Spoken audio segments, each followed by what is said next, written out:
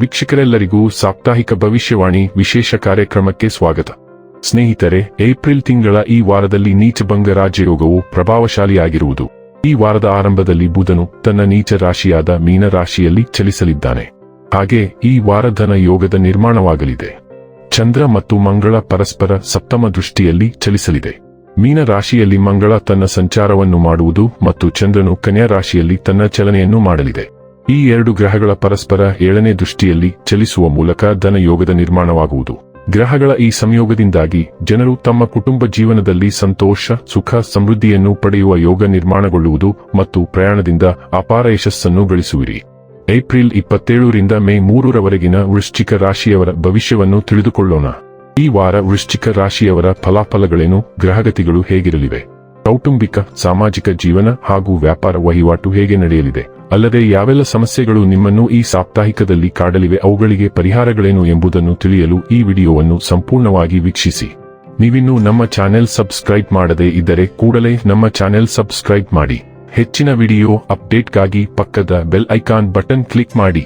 ಸ್ನೇಹಿತರೆ, ಹಿಂದಿನ ಕಾಲದಿಂದಲೂ ನಿಮ್ಮನ್ನು ಪರಿಷ್ಕರಿಸಲು ಮತ್ತು ನಿಮ್ಮ ಆರೋಗ್ಯವನ್ನು ಕಾಪಾಡಿಕೊಳ್ಳಲು ನೀವು ಮಾಡಿದ ಪ್ರಯತ್ನಗಳು ಈ ವಾರ ಅದರ ಸಕಾರಾತ್ಮಕ ಪರಿಣಾಮವನ್ನು ಹಲವು ವಿಧಗಳಲ್ಲಿ ತೋರಿಸುತ್ತದೆ. ಇದರಿಂದಾಗಿ ಆರೋಗ್ಯವಾಗಿರಲು ನಿಮ್ಮನ್ನು ಪ್ರೋತ್ಸಾಹಿಸಲಾಗುತ್ತದೆ ಮತ್ತು ನೀವು ನಿಯಮಿತವಾಗಿ ವ್ಯಾಯಾಮ ಮತ್ತು ಯೋಗ ಮಾಡುವುದನ್ನು ಸಹ ಕಾಣಬಹುದು. ಚಂದ್ರ ರಾಶಿಗೆ ಸಂಬಂಧಿಸಿದಂತೆ ಗುರು 8ನೇ ಮನೆಯಲ್ಲಿ ಇರುವುದರಿಂದ ಈ ಸಮಯದಲ್ಲಿ ನೀವು ನಿಮ್ಮನ್ನು ಇತರರಿಗಿಂತ ಉತ್ತಮವಾಗಿ ಮತ್ತು ಆತ್ಮವಿಶ್ವಾಸದಿಂದ ಅನುಭವಿಸುವಿರಿ. ಇದರಿಂದಾಗಿ ನೀವು ಪ್ರತಿ ನಿರ್ಧಾರವನ್ನು ತೆಗೆದುಕೊಳ್ಳುವಲ್ಲಿ ಪ್ರತಿಯೊಂದು ಸಮಸ್ಯೆಯನ್ನು ತೊಡೆದುಹಾಕಲು ಸಾಧ್ಯವಾಗುತ್ತದೆ.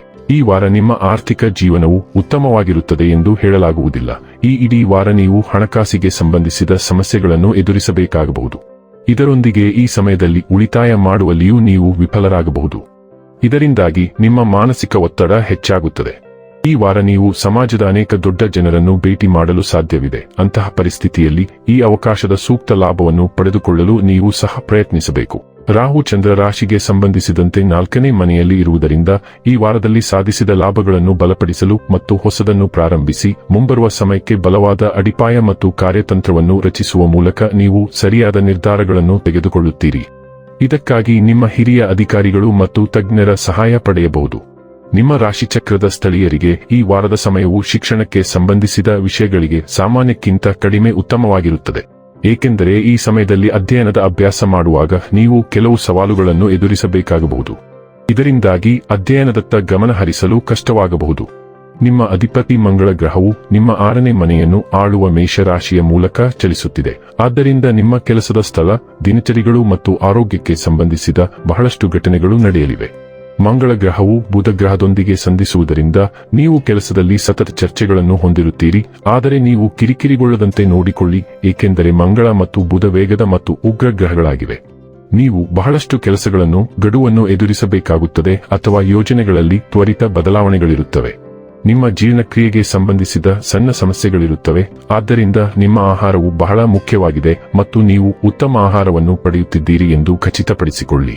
ಸೂರ್ಯನು 7ನೇ ಮನೆಯ ಮೂಲಕ ಚಲಿಸುತ್ತಿದ್ದಾನೆ ಮತ್ತು ಹುಣ್ಣಿಮೆ ನಿಮ್ಮ ರಾಶಿಯಲ್ಲಿ ಉದಯಿಸುತ್ತಾನೆ. ಆದ್ದರಿಂದ ವೈಯಕ್ತಿಕ ಜೀವನ ಮತ್ತು ಸಂಬಂಧಗಳಲ್ಲಿ ಪ್ರಮುಖ ಬೆಳವಣಿಗೆಗಳು ಕಂಡುಬರುತ್ತವೆ. 7ನೇ ಮನೆಯಲ್ಲಿರಲು ಸೂರ್ಯನು ಸೂಕ್ತ ಗ್ರಹವಲ್ಲ.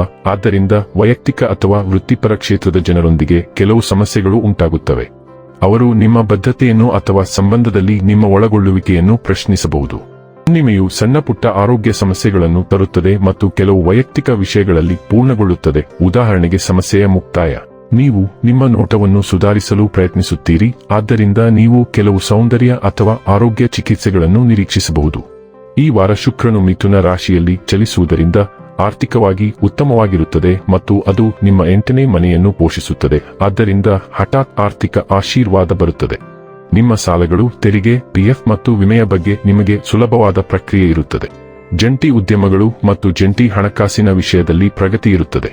ಆದಾಗ್ಯೂ ನೀವು ಹಠಾತ್ ವೆಚ್ಚಗಳನ್ನು ನಿರೀಕ್ಷಿಸಬಹುದು, ಆದ್ದರಿಂದ ದಯವಿಟ್ಟು ಅದಕ್ಕೆ ಸಿದ್ಧರಾಗಿರಿ. ಸ್ವತಂತ್ರ ಯೋಜನೆಗಳನ್ನು ಪಡೆಯಲು ಬಹು ಅವಕಾಶಗಳಿವೆ, ಆದ್ದರಿಂದ ಹೆಚ್ಚಿನ ಹಣ ಇರುತ್ತದೆ. ನಿಮ್ಮ ಸಂಬಂಧದ ಸಮಸ್ಯೆಗಳು ಬಗೆಹರಿಯುತ್ತವೆ, ಆದರೆ ಶುಕ್ರನು ಇಲ್ಲಿರುವುದರಿಂದ ಇದು ಇನ್ನೂ ಕೆಲವು ದಿನಗಳನ್ನು ತೆಗೆದುಕೊಳ್ಳುತ್ತದೆ. ಇನ್ನು ಕೊನೆಯದಾಗಿ ಮಾಡಿಕೊಳ್ಳಬೇಕಾದ ಉಪಾಯಗಳ ಕುರಿತು ನೋಡುವುದಾದರೆ, ಗುರುವಾರದಂದು ಗುರು ಗ್ರಹಕ್ಕಾಗಿ ಯಜ್ಞಹವನ ಮಾಡಿ. ವೀಕ್ಷಕರೇ, ಇದಾಗಿತ್ತು ವೃಶ್ಚಿಕ ರಾಶಿಯ ಜಾತಕದವರ ಏಪ್ರಿಲ್ 27ರಿಂದ ಮೇ 3ರವರೆಗಿನ ಫಲದ ಮಾಹಿತಿ. ಮಾಹಿತಿ ಇಷ್ಟವಾದರೆ ವಿಡಿಯೋವನ್ನು ಲೈಕ್ ಮತ್ತು ಶೇರ್ ಮಾಡಿ. ಹಾಗೆ ಚಾನೆಲ್ ಸಬ್ಸ್ಕ್ರೈಬ್ ಮಾಡುವುದರ ಜೊತೆಗೆ ನಿರಂತರ ವಿಡಿಯೋ ಅಪ್ಡೇಟ್ಸ್ಗಳಿಗಾಗಿ ಪಕ್ಕದ ಬೆಲ್ ಐಕಾನ್ ಕ್ಲಿಕ್ ಮಾಡಿ.